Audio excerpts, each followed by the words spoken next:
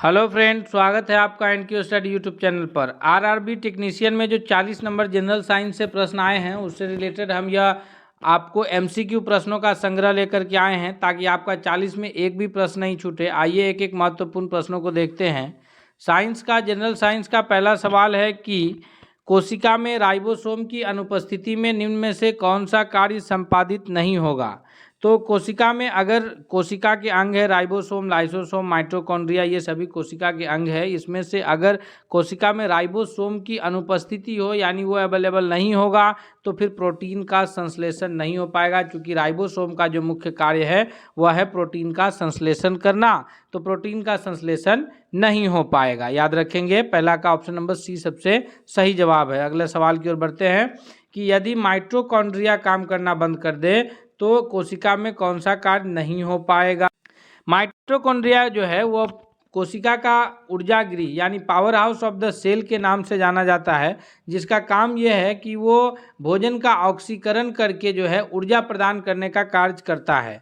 यानी इसका option number B सही जवाब होगा कि ये भोजन का ऑक्सीकरण करता है, जिसके फलस्वरूप जो है हमें ऊर्जा की प्राप्ति होती है। तो माइटोकॉन्ड्रिया को इसीलिए जो है ये कोशिका का पावर हाउस कहा जाता है यानी ऊर्जा गृह कहा जाता है। अगले सवाल की ओर बढ़ते हैं। सवाल है कि निम्नलिखित में से कौन जो है वो सबसे बड़ा कोशिका अंग है।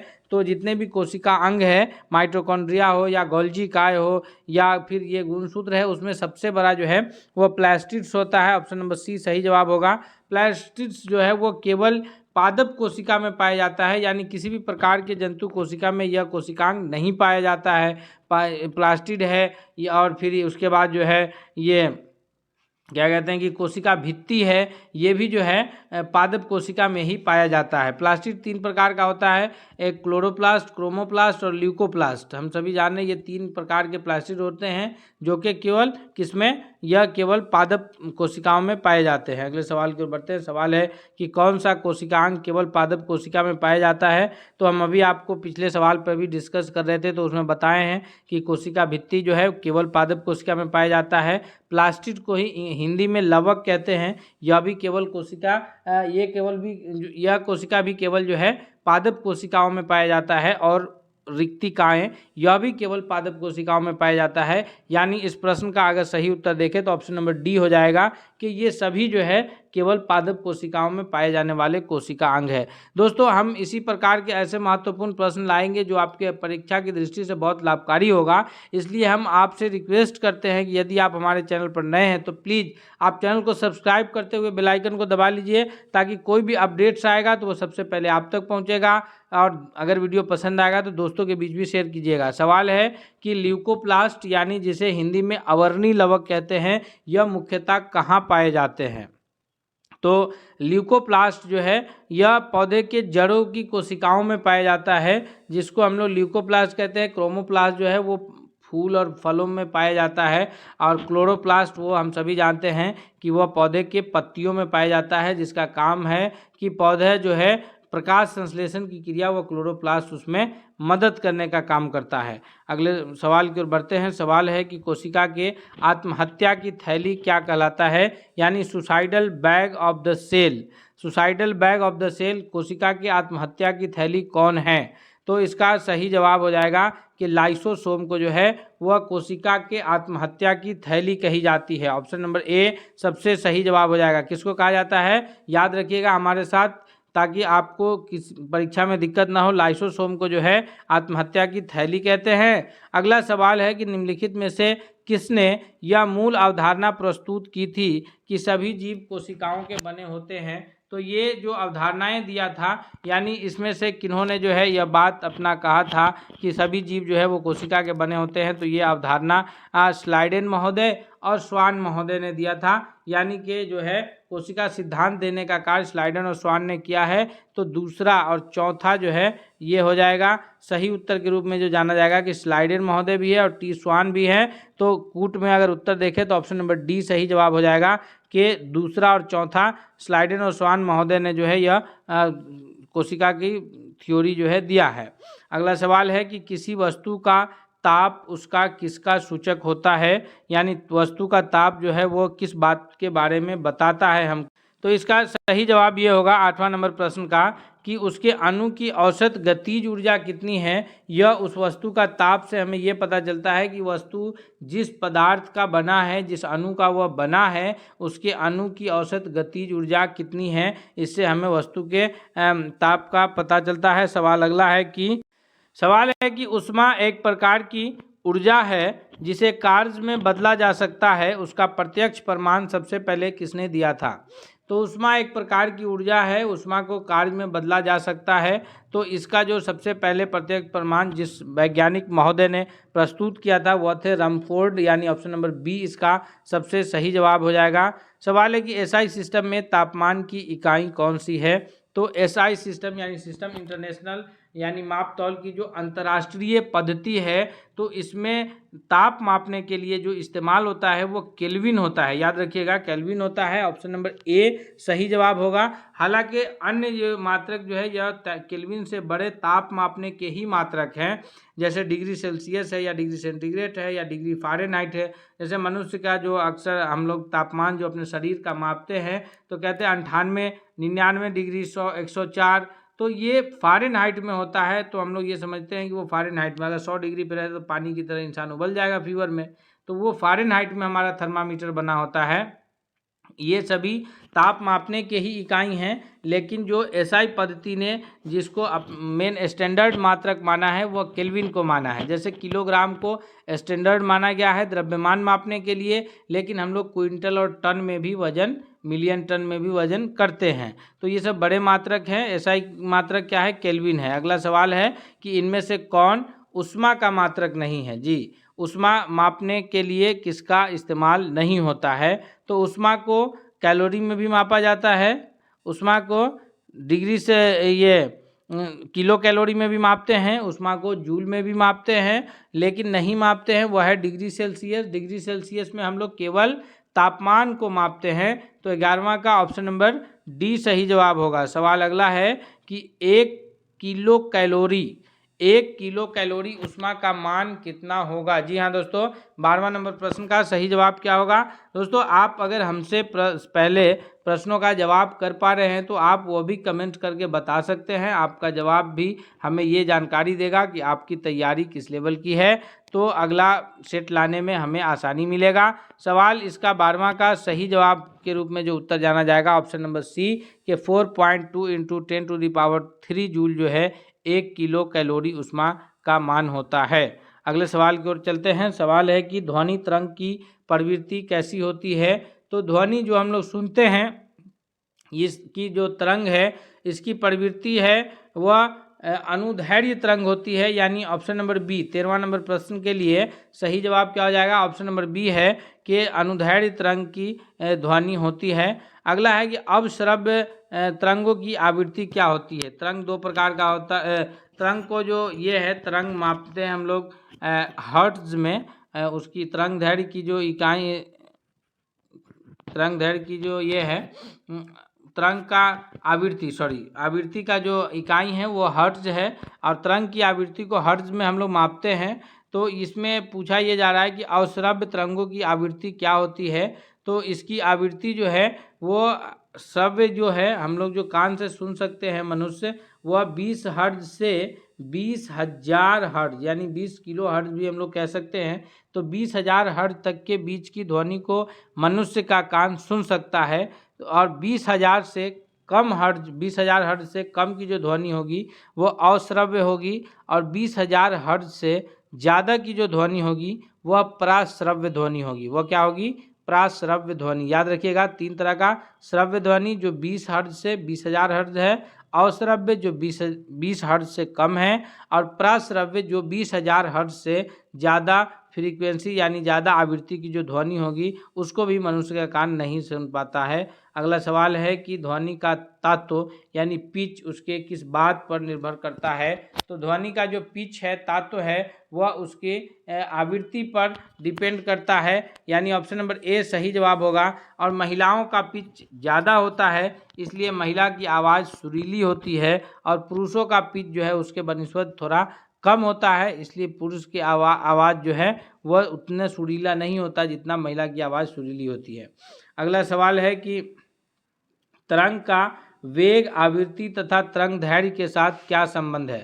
तरंग का वेग यानी v और आवृत्ति, तरंग दैर्घ्य की आवृत्ति जो है n और उसका तरंग दैर्घ्य जो है ये लैम्डा, इन तीनों के बीच कौन सा संबंध सही है। तो सही उत्तर के लिए आंसर जाना जाएगा कि v इक्वल टू जो होता है n इंटू लैम्डा होता है। ये h नहीं पढ़िएगा, इसका जो है इस तरह से यह लैम्डा बना हुआ है, तो n into lambda, option number A सही जवाब हो जाएगा, v बराबर n इंटू लैम्डा। अगले सवाल की ओर बढ़ते हैं। सवाल है कि वायु में ध्वनि की चाल 332 मीटर प्रति सेकंड होती है। वायु में जो ये माना जाता है वो 332 मीटर प्रति सेकंड। आगे कह रहा है कि यदि दाब बढ़ाकर दुगुना कर दिया जाए तो ध्वनि की चाल क्या होगी। तो अगर दाब हम लोग दुगुना कर दे तो उस पर ध्वनि की चाल पे कोई फर्क नहीं पड़ता है। याद रखिएगा, दाब घटाने या बढ़ाने से ध्वनि के चाल पे कोई फर्क ज़्यादा नहीं होता है वायु में। इसका सही जवाब हो जाएगा ऑप्शन नंबर 17वां का बी के 332 मीटर प्रति सेकेंड ही रह जाएगा। सवाल है कि एक्सरे का आविष्कार कौन किए थे। तो एक्सरे के जो आविष्कारक के रूप में जाने जाते हैं, बहुत ही काम का चीज़ महोदय ने आविष्कार किया जिससे हम लोग टूटी हुई हड्डियों का पता लगा पाते हैं, तो वह है रॉन्टगेन महोदय। ऑप्शन नंबर बी इसका सबसे सही जवाब होगा। दोस्तों अभी हम लोग 18 प्रश्न को किए हैं, आगे हम इस सेट में 40 प्रश्न को कंप्लीट करेंगे और उसके बाद भी आगे प्रश्नों को देखेंगे हम। इसलिए आपसे रिक्वेस्ट करते हैं कि यदि आप हमारे चैनल पर अब तक नए हैं तो प्लीज़ आप चैनल को जरूर सब्सक्राइब कर लीजिए और बेल आइकन को दबा लीजिए ताकि अपडेट्स जो भी आगे आएगा वो आप तक पहुंच जाएगा। सवाल है कि उन पुष्पी पादपों को रखा गया है, यानी पुष्पी जो पौधे हैं जिसमें फूल लगते हैं उन पौधों को किस श्रेणी में रखा गया है। तो इस प्रश्न का जो सबसे सही जवाब है वह है फैनोरगेमस की श्रेणी में, जो है फैनोरगेमस श्रेणी में पुष्पी पादपों को रखा गया है। ऑप्शन नंबर 20 का सबसे सही जवाब है। नेक्स्ट है कि जिन पौधों पर बीज बनते हैं किंतु पुष्प नहीं लगते, यानी जिन पौधों में बीज तो लगते हैं लेकिन फूल नहीं लगते, उनको क्या कहा जाता है।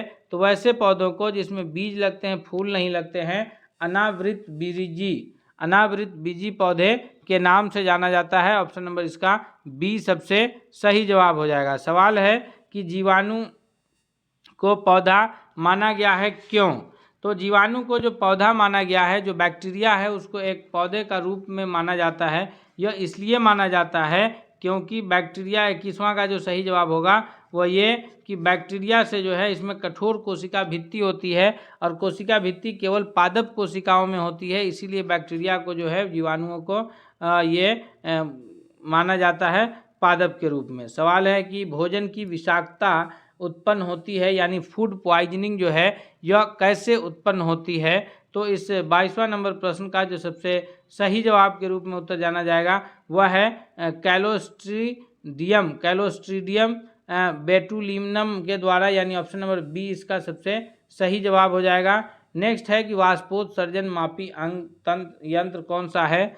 तो वाष्पोत्सर्जन मापी यंत्र जो है, यानी जिसके जरिए हम लोग वाष्पोत्सर्जन की माप करते हैं, पौधे के भोजन बनाने के पश्चात जो जल की मात्रा बच जाती है उसको छोटे छोटे छिद्र, जिसको एस्टोमेटा कहते हैं, पत्तियों में छोटा छोटा छिद्र होता है पत्तियों में, और उस पत्तियों के छोटे छोटे छिद्र से पौधे जो है इसको एस्टोमेटा कहते हैं, उस एस्टोमेटा के जरिए पौधे भोजन बनाने के पश्चात जो बचे हुए पानी को वायुमंडल में छोड़ देते हैं। तो यही चीज़ वाष्पोत्सर्जन के नाम से जानी जाती है और इसको वाष्पोत्सर्जन को जो है वो हाइग्रोमीटर के जरिए मापते हैं, हाइग्रोमीटर यंत्र से। ऑप्शन नंबर ए इसका सबसे सही जवाब के रूप में उत्तर जाना जाएगा। अगले आप कीजिएगा, इसका जो सही जवाब होगा 23वां नंबर प्रश्न के लिए ऑप्शन नंबर सी हो जाएगा कि पोटोमीटर के जरिए जो है वाष्पोत्सर्जन मापा जाता है।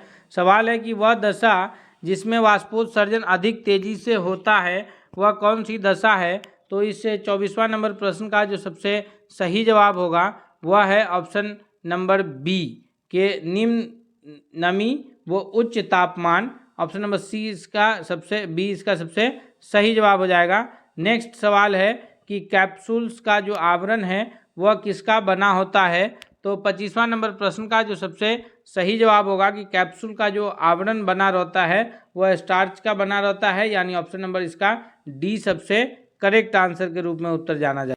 सवाल नंबर 26 है कि निम्नलिखित में से सर्वाधिक ऊर्जा प्रदान कौन करता है? तो हमारे शरीर को जो ऊर्जा की सबसे अधिक ऊर्जा की जो प्राप्ति होती है वह कार्बोहाइड्रेट से होती है, यानी 26 का ऑप्शन नंबर ए सबसे सही जवाब होगा कि कार्बोहाइड्रेट्स की मदद से जो है हमें ऊर्जा की प्राप्ति होती है। अगला है कि शरीर में उत्तकों का निर्माण किससे होता है? तो उत्तक जो है वो एक ही प्रकार के कोशिका का बना समूह जो है उत्तक कहलाता है, जो एक कार्य को करता है। तो उत्तक का निर्माण हमारे शरीर में या प्रोटीन के मदद से होता है, यानी 27 का ऑप्शन नंबर ए सबसे सही जवाब हो जाएगा। अगला सवाल है कि किसमें प्रोटीन नहीं पाया जाता है? तो इस प्रश्न का जो सबसे सही जवाब है वह ये है कि चावल में प्रोटीन नहीं पाया जाता है। चावल में जो है वो कार्बोहाइड्रेट्स की मात्राएं पाई जाती है, स्टार्च की मात्रा पाई जाती है, लेकिन प्रोटीन उसमें नहीं पाया जाता। अगले सवाल की ओर बढ़ते हैं। सवाल है कि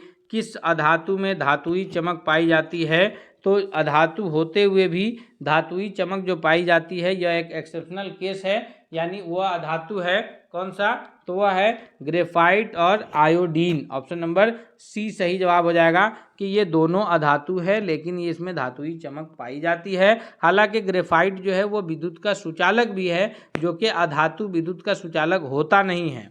अगले सवाल की ओर बढ़ते हैं। सवाल है कि सूची 1 को सूची 2 से सुमेलित करना है और फिर उसके हिसाब से हमें कूट का उत्तर देना है। तो इस 30वां नंबर प्रश्न का सबसे सही जवाब क्या होगा? तो हीरा जो है यह कार्बन का अपरूप है। हीरा किसका है?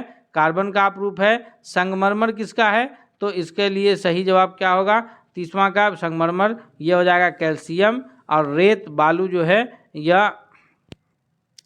हो जाएगा इसका बालू का हो जाएगा सीली, और फिर ये मानिक के कण का हो जाएगा एल्यूमिनियम। यानी ऑप्शन नंबर इस हिसाब से देखा जाए तो बी सही जवाब हो जाएगा कि ए का 4, बी का 1, सी का 2, डी का 3। अगले सवाल की ओर बढ़ते हैं। सवाल है हमारा 31 की पदार्थ के परमाणविक सिद्धांत का सर्वप्रथम किसने प्रस्तावित किया था? यानी पदार्थ के परमाणविक सिद्धांत कौन दिए थे? तो सबसे पहले पदार्थ का जो परमाणविक सिद्धांत दिया है वह जॉन डाल्टन महोदय ने दिया है। हम लोग पढ़ते भी हैं डाल्टन का ये परमाणविक सिद्धांत। तो ऑप्शन नंबर बी इसके लिए सबसे सही जवाब के रूप में उत्तर जाना जाएगा। 31वां नंबर प्रश्न का अगला सवाल है कि परमाणु के जो नाभिक होता है, यानी न्यूक्लियस होता है, किसी भी एटम का जो न्यूक्लियस है उसका आकार कैसा होता है? तो इस 32वां नंबर प्रश्न का जो सबसे सही जवाब है वो है ऑप्शन नंबर डी के 10 का पावर -5 मीटर जो है इसका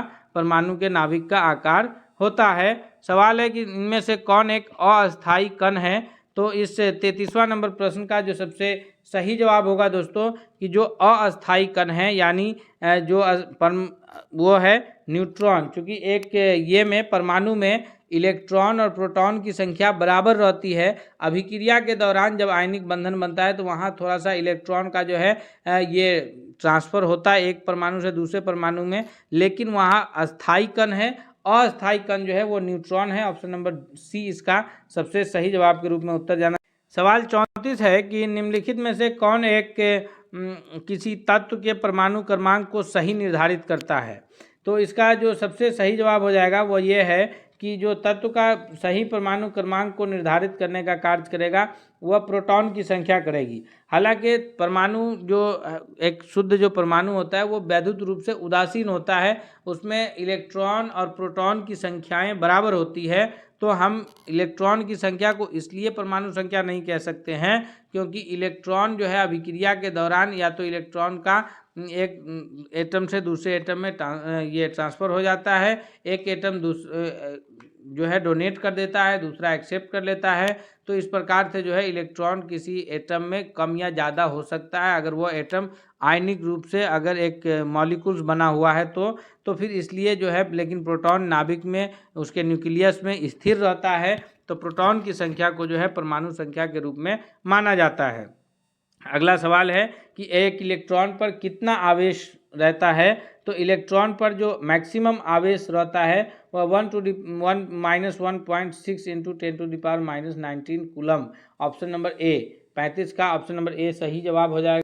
इतना ही आवेश जो है यह प्रोटॉन पर भी रहता है, लेकिन प्रोटॉन चूंकि इलेक्ट्रॉन पर ऋणावेशित रहता है और प्रोटॉन पर धनावेशित रहता है, बस इतना ही फर्क है। अगला सवाल है कि जेम्स चैडविक ने निम्न में से किसकी खोज की थी? इलेक्ट्रॉन, प्रोटॉन, न्यूट्रॉन या मेसॉन? तो जेम्स चैडविक महोदय के द्वारा जो है वो न्यूट्रॉन का खोज किया गया था। ऑप्शन नंबर सी सही जवाब हो जाएगा। और ये इलेक्ट्रॉन की खोज जो है वो जे थॉमसन महोदय किए हैं, और प्रोटॉन की खोज जो है वो गोल्डस्टीन महोदय ने किया है। तो याद रखेंगे तीनों कण के बारे में। दोस्तों अब हम फिर से एक बार आपसे रिक्वेस्ट कर रहे हैं कि अगर आप हमारे चैनल पर नए हैं, हमारे वीडियो से आपको लगा कि लाभ हो रहा है, फ़ायदा उठाए, तो आप प्लीज़ हमारे चैनल को जरूर सब्सक्राइब कीजिएगा।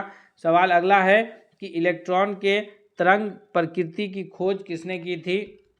तो इलेक्ट्रॉन के जो तरंग प्रकृति की खोज है यह डी ब्रोगली के द्वारा जो है किया गया था। ऑप्शन नंबर बी सही जवाब है। अगले सवाल की ओर बढ़ते हैं। सवाल है हमारा 38 के तत्व के सबसे छोटे भाग को क्या कहते हैं? तो तत्व का जो सबसे छोटा या सबसे शुद्ध रूप होता है उसको परमाणु के नाम से जाना जाता है। और फिर परमाणु में जो है 3 अलग अलग कण होते हैं जिसको इलेक्ट्रॉन, प्रोटॉन और न्यूट्रॉन के नाम से जाना जाता है, लेकिन तत्व के सबसे छोटे भाग को परमाणु कहते हैं। सवाल है कि डाल्टन के परमाणु सिद्धांत के अनुसार कौन सा सबसे छोटा कण स्वतंत्र रूप से रह सकता है?